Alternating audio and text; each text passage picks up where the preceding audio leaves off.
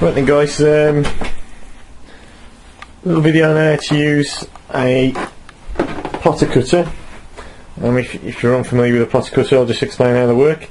Literally inside the pen there, you can just zoom in a little bit. There's a little pen in the carriage. This is called the carriage with the head. There's a little LED there that just shows me where the position is, and at the bottom of here there is a little cutter. I'm not sure if we can zoom in there. Probably not. Okay, it's fairly straightforward. A program, I don't think we'll be able to see. Oh, we can. I can program the force and the actual speed this will actually go at. I've got this at 390 millimeters a second, and I've got it at 90 grams. That's quite heavy, but it does go up to 500 grams. If I'm cutting out things like vinyl, that'll probably only be about 40. So zooming back out. So what happens is, I load the paper. It could be vinyl or paper, and then you've got two little rollers, or three little rollers should I say, that actually put into there and set the place. And if I just reset that, just to set this, you can see the driver underneath here. There's a little wheel that actually moves the paper forward and back, and the carriage, a bit like a normal printer, moves it in the X direction. Okay, now that's pretty much ready to go. So it's all set up. It's connected using a USB lead. I'll be honest with you, usually I have it set up with a COM cable to the laptop, but for this I'm just going to zoom over and show you how we actually made the boxes. Okay, so not sure if you can pick this up. I've got 2D design up now. I've programmed this one to run off 2D design rather than the program that I usually use.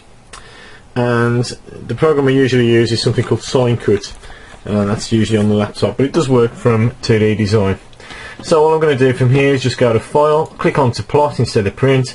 I've set this up anyway to print on there, so I've got the general plotter in, and literally I click on to OK. I might want to rotate it, but I'm not sure, so we'll give it a whiz. If it doesn't work, it doesn't work, but you'll get the idea and the principles around that. Okay, so literally I'm going to send that through the USB cable onto the plotter cutter, and that should hopefully start to cut out.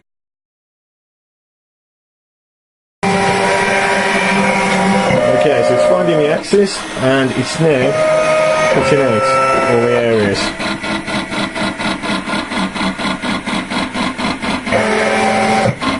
Okay, I've got some of the lines are coming out now, but it's quite difficult to see.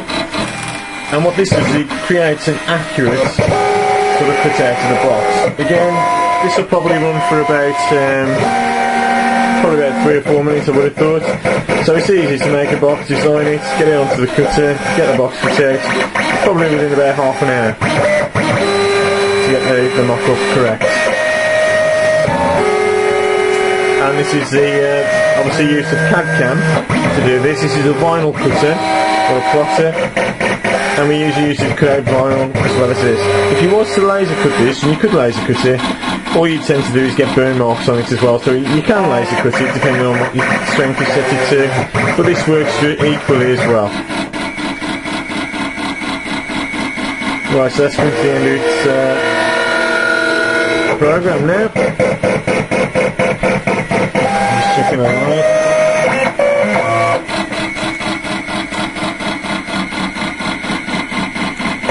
The final bit soon.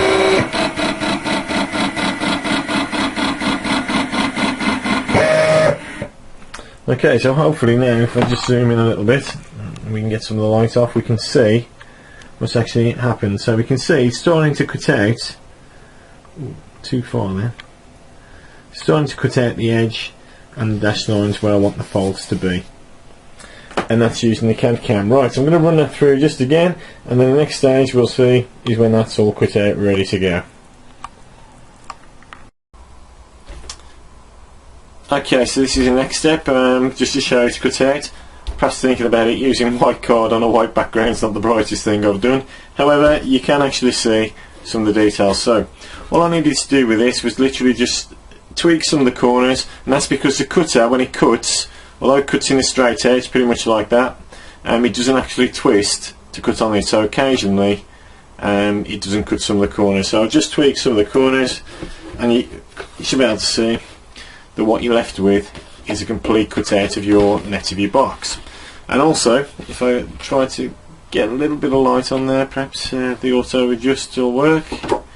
What you should be able to see is that the lines are all in there. So literally all I need to do now, it's as easy as this, is literally just fold the box in any direction when I've put the cuts. And I'll do the main areas first, and hopefully you can see this. It's as easy as that. It doesn't take any stress whatsoever.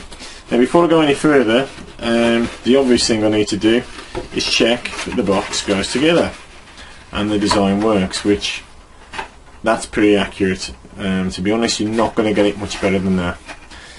Even the ones that I've done the other sort of day to the exact size, and I've done by hand, I've done it fairly well, but it's still not quite up to that quality there. So as a mock-up and a final design, it tends to work quite well. So we've now gone from the net of the box to the surface area. Now this is card that I've used here. Rather than encapsulating and laminating, what I will do though is I'll put in the actual folds. Now the folds need to go a slightly different way, because that needs to be folded in like so. That needs to be folded out, and then that bit would literally be the bit that folds in if I've got it right. So we can see that on this sort of bag, what I'm trying to do is get these pieces to actually collapse at the top, which they tend to do. So I'm not too concerned with that. And what I am going to try and do though is not to crease this as much as I can. But this would be a different example. And then what we should be able to see is when that goes together, the actual case will actually shut. Now before I actually do anything with this, there's a few things in graphics that I need to talk to you about. One of them is to do with applying a varnish, which is fairly straightforward. It's just going to be a spray varnish that goes over it. But the other thing is to do with vinyl cutting. Now vinyl cutting is something that's on every exam, and it's important that you actually know the processes of what vinyl cutting is. So I'm just going to move these out of the way and then bring in some things to do with vinyl cutting.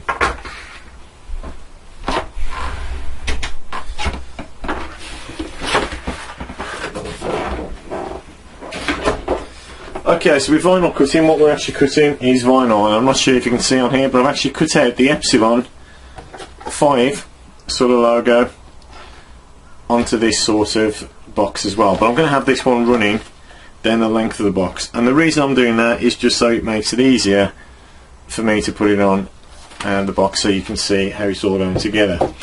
Right, well this has been cut out, and once you've once you've vinyl cut this bit out, the first thing you need to do is something called weeding. Now once it comes off the cutter, it's cut through down here, and the weeding is what takes a bit of time. And all weeding is, I'll see if we can zoom in on this one, just bear with me.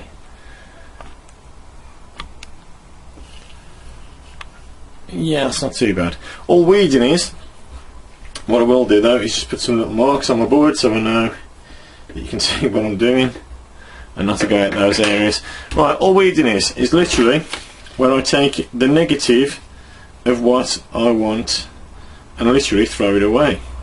So using the vinyl cutter, all I do is I peel away the bits that I don't need, and that's the weeding part of it.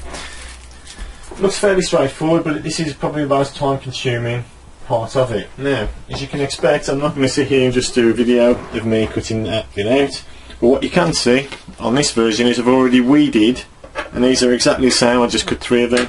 I've already weeded out the bits that I don't need, the negatives, and then once I've done that, obviously I need one for each side for the vinyl cutter. This is exactly the same. There's one little bit of weeding I need to do on this one, which is steering around the outside, so you can just see literally what we do. And imagine all the signs on vehicles and things like that are done exactly the same.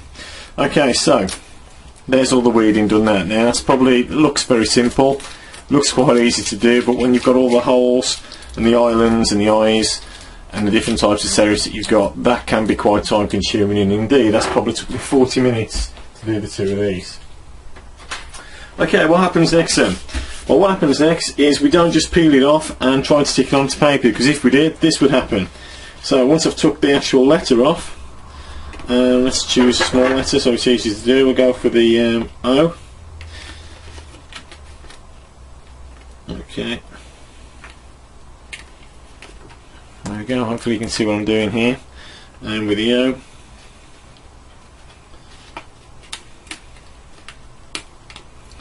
And this is quite thick vinyl, to be honest. This comes in different microns. And so you can see I've got the O, but I've got no reference of how to stick it. I haven't got no lines, etc. to do different things like that. So if I show you the O in my little visage, if I've got to put all the letters out, I'd have no way of sticking this all in the exact same place. So there are two things that you can use, and this is how they do it in industry. So commercially, this is how we use. That's probably cost but two quid just for that sort of size. So it's not that expensive, to be honest, although that's going in the bin there. Right then, so what are we looking at next? Okay, there's different things we can use for this. The first is something called a paper tape. It's a bit like masking tape that isn't very sticky, and what I can do on there is just place it over here, peel that off and stick onto it. The other stuff I can tend to use is when I'm using airbrush painting, is I use stuff to mask off, and it's actually sort of like a vinyl, and I prefer this, to be honest. So this is what I'm going to use, but in industry, because it's a bit cheaper, what they'll have is big rolls of tape, and this tape could probably be a foot long, foot wide should I say. So I'm just going to put the tape back, and I'm going to go with the vinyl film.